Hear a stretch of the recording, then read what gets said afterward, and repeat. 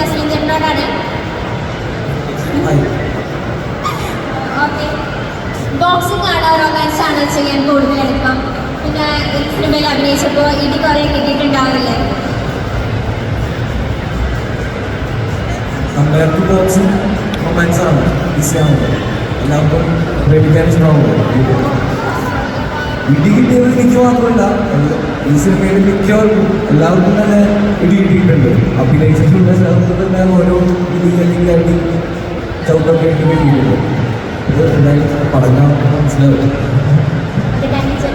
ഒരു ക്വസ്റ്റ്യൻ കൂടി ഉണ്ട്, അത് എല്ലാവർക്കും കൂടെ ഉള്ളതാണ്, കുറച്ച് സീരിയസ് ആണ്. ഇപ്പോൾ മൂവീസിലൊക്കെ ആക്ടേഴ്സിനൊക്കെ സെലക്ട് ചെയ്യുമ്പോൾ ഒരു പ്രത്യേക ക്യാരക്ടറിസ്റ്റിക്സ് ഒക്കെ നമുക്ക് സെലക്ട് ചെയ്യുന്നതായിട്ട് ഒരുപാട് മൂവീസിൽ കണ്ടിട്ടുണ്ട്. ഇപ്പോൾ അത് കുറഞ്ഞിട്ടുണ്ട്.